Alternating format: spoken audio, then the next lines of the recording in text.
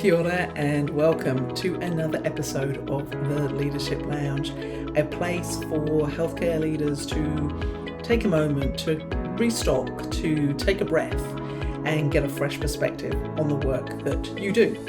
I'm Katie, I'm your host, and I've worked in healthcare for over 30 years, and I now get to work with leaders and their teams to help you feel supported and encouraged in the work that you do. And I got asked a really cool question this week, and it was, what's your favourite podcast episode? I had been sharing how I got going with the podcast, how it was probably one of the big things I've done this year as we start to tip into that time when we start to reflect back on the whole year. And so getting this podcast started was definitely one of the big things. And yeah, so my favourite episode, and it was like, that's a good question. I don't know. Let me have a think about that. So this felt like an opportune moment to invite you to say, what has been your favourite episode? Which one have you enjoyed, got the most out of? And also, because Spotify emailed me to remind me that, people can comment on your podcasts, and that's a really cool thing to get them done. I thought, I'll see if I can remember to mention that, because there's all these things you're supposed to do on a podcast, and I'm really not, because I get on and I've got the topic and I've got some notes and I chat, and that's what we do here. So I'm always very proud when I actually remember something. So what's your favourite episode? I'd either love to hear from you. You could email me or comment on the podcasts, the episodes that you're really enjoying, whether that be on Apple or Spotify. That'd be so lovely. Thank you. Anyway, back to my favourite episode. In the end, I plumped for the one about firefighting. How do you move from that constant reactive, I'm just putting out fires, to being more proactive? And I think why that was the standout episode for me, it's a really common question I get from when I'm working with leaders one-on-one, or whether I'm working in teams. But also, I really enjoyed the research I did, this whole idea of the wildfire fighters and what they do to prevent fires. It was just really cool, and I enjoyed the taking what they do and turning it into that healthcare kind of setting. So I enjoyed the work that podcast, that episode was about, as well as it being hopefully a useful one. So that was my favourite, and I'd love to hear what yours are. Again, comment or send me an email, that'd be awesome. So this week, the conversations that have been going on and off, and it's probably been going on for a while, to be fair, it's been about the generations, the different ages that we've got, and that we're at this moment where there are 5 different generations in the workforce. Now, this is a topic that comes up every now and again, and I have done blog posts in the past about this, and it's mentioned I know the No Jedi email has also covered this. If you're not on the No Jedi email list, oh boy, are you missing out. It is the bright spot of your inbox. You can sign up at katiequinney.com/subscribe. So this idea of generations, why do we get so kind of like frustrated, and why do we get so happy about chucking people into the boxes of the different ages? So first up, nobody likes to be generalised and put into a category and told this is the box and this is what you're like. So no one likes that. However, we seem to do this with generations. So quick bit of refresher, if you're not sure what generation you are or who you're working with. Currently we've got, I'm a Gen X. Gen X were born 65 to 80, and their age ranges are currently 44 to 59. And boomers, now the whole boomer thing, that got quite interesting when I started looking at this. So they're now splitting boomers up because it's such a big expanse. So depending on what you're looking at, they're born between 1946 and 1964, so they're ranging from 60 to 78. So big age range in that space there. Millennials, I'm going all over the place, there's no logic to this one. Millennials born 1981 to 1996, so they're aged between 28 and 43. That caused me quite concern when I learned that millennials were now probably around 43. I don't know why that made me feel old, but it did. And Gen Zs are 1997 to 2012, so they are aged, the youngest are 12 and the oldest are 27. So the 20-year-olds, there's a lot of those in the workforce right now. So and right on up through to the boomer generation as well. So there's all of us, and we've all got, the different ways we were brought up. We've seen through so many changes. Of course, there's going to be different things. And there's, if you're into the Instagram videos or the TikToks, there's a whole lot of quite interesting things about how different generations do things or perceive things or approach them.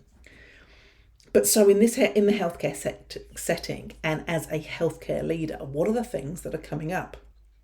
So from like my kind of age, the Gen X kind of people, been doing it for quite a long time, probably in more senior roles, all that kind of stuff. You've got that expertise and that experience. There's this frustration I hear, and this kind of like, oh my goodness, do they really think they can dress like that, do like that, work those shifts? This sort of expectations that they are seeing and noticing in the younger generations are finding them quite challenging, in that we'd never been allowed to do it like that, and can't they just get on with it, and don't they realise this is a 24/7 profession? So there's that kind of conversation around this, and it is interesting. And then I also get the amazing privilege of working with some Gen Zs who are now the new clinical charge nurses or the new charge nurses, and why I love working with them.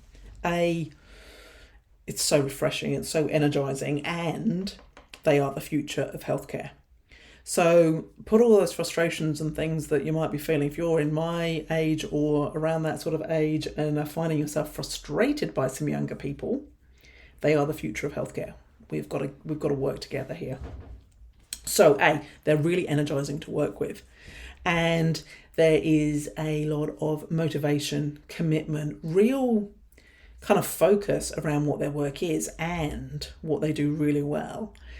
And this is what can cause some of the frustrations, is that they can hold those boundaries around their own well-being, their own lives. It's not just all about work. Some are very clear, I don't want homework because I've got a family and I've got this and I do this. So it's all very much, so it's a shift, because that's not the kind of way I grew up within healthcare. So there are these shifts and changes.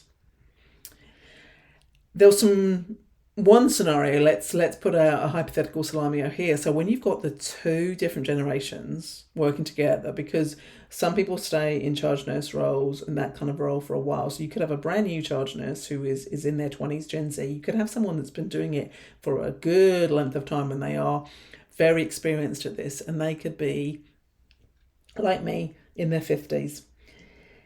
And that could cause some rub points. So you're now peers, but with this huge difference in experience and in ages. And I was working with one of the younger charge nurses, and I was sharing some stories from my experience.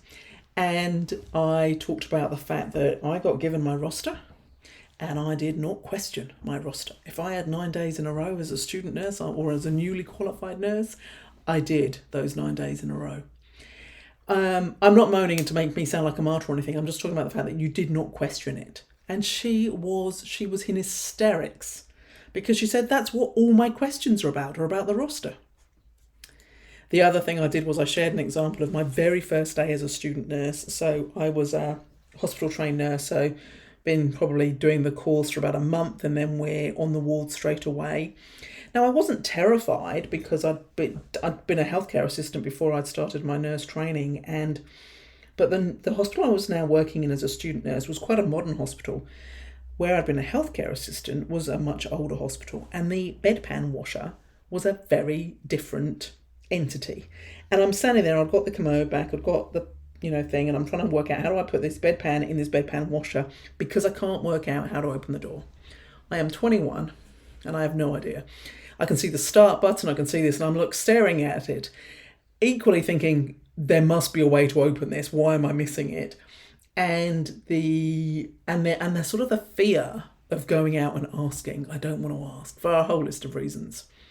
Anyway, in walks another staff nurse who just berates me completely about how I'm never going to make it as a nurse. Good grief, you need to pay more attention. She was just so cutting and rude, and basically implied how stupid I was, that I couldn't work that out, and you're never going to make it.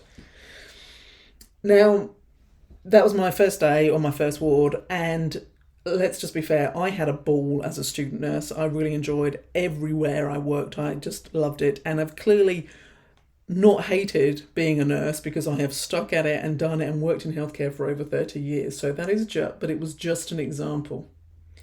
And I was trying to explain that actually when we are this kind of the older generations, that's what they were used to. That's how they kind of grew up, and that's what they expected.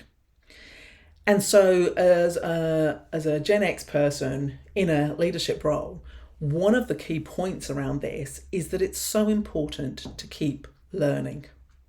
Because if we just carry on repeating the way that we were taught or the way that you experienced it and things like that, that's going to present you with a style that's really not going to land right now. So it's this way of how you talk to people, how you get your point across, how you expect to get the best out of people. We learn through what we experience from others, and if we don't open ourselves with curiosity to other potentials, to whether that be reading a book, whether that be going on a conference, whether that being listening to people, this idea of our colliding perspectives, which we talk about in vertical development, if we don't get that, we're going to get stuck in that's the only way of doing anything. So that's because that's the way we were taught, that's the way we were learnt, that's not going to help us. Or doesn't fit this context, for the context that we're all in right now.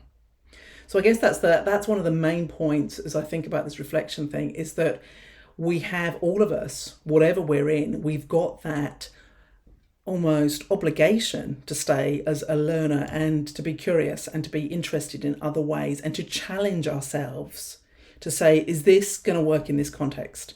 Does this work for what I'm trying to achieve in this particular scenario? So that's the one main point, I guess.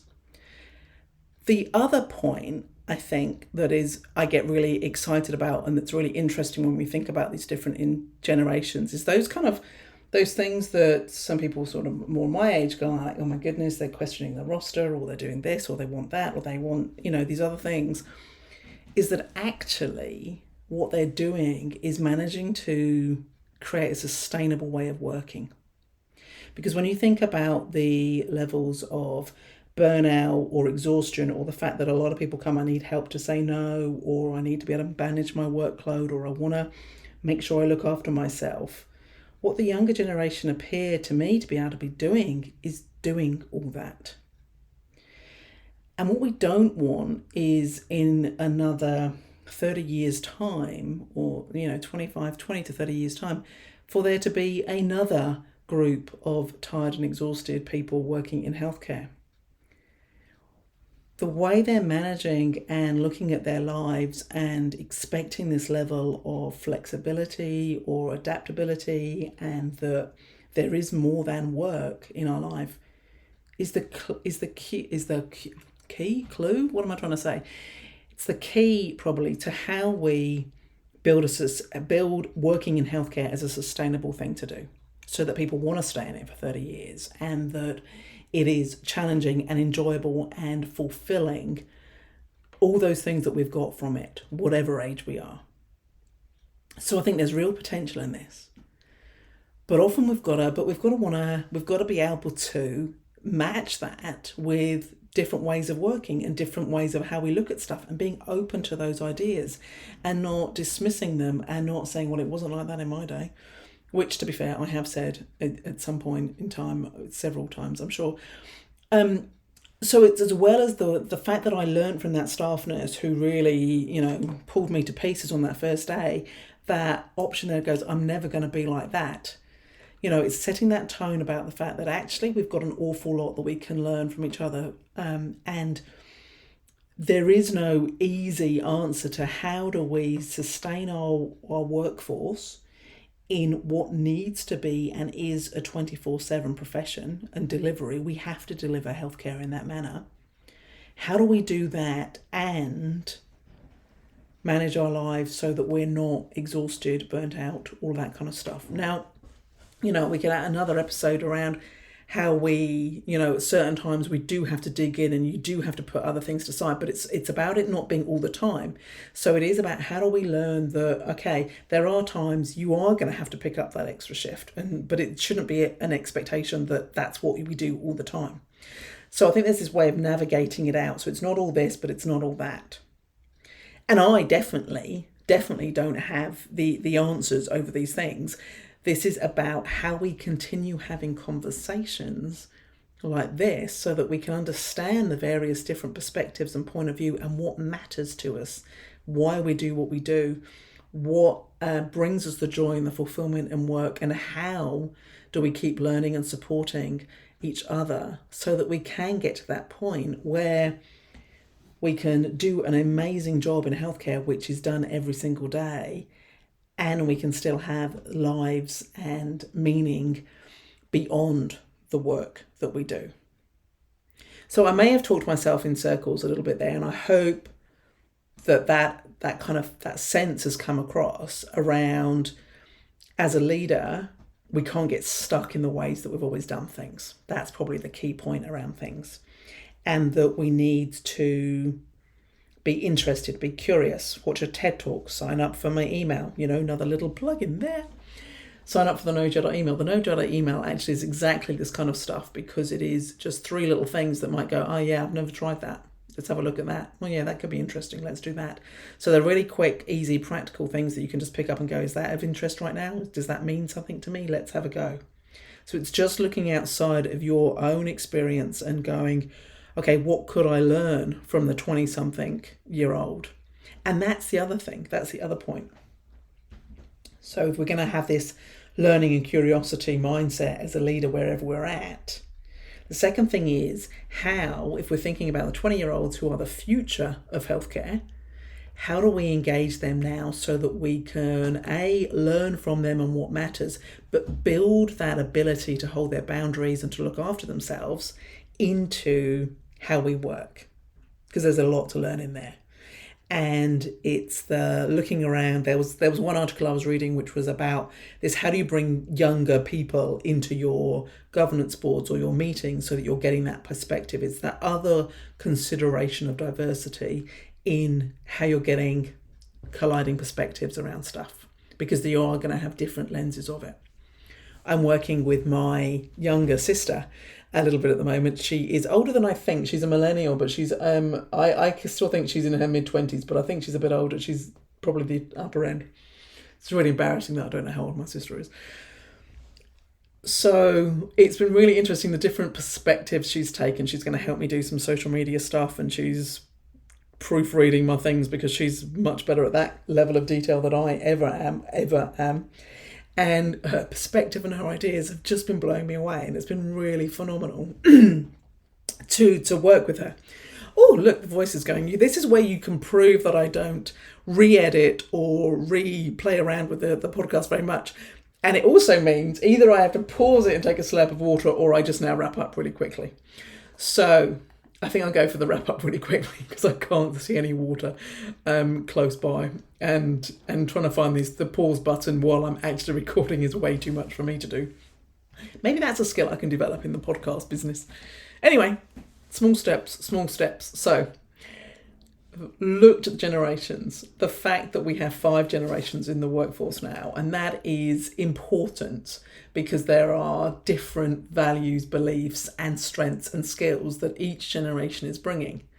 And rather than trying to categorize people into different boxes, it's understanding that the diversity of those ages is our strength, and that as a leader, we've all got to stay curious and keep learning. Whatever that way is that you learn, you have to stay engaged and be open to new ways of doing things.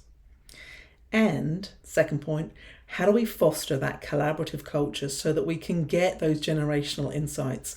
Because together we will have the answers to how we can move forward and what are the next best steps to keep working in healthcare, an amazing, wonderful and fulfilling thing to do.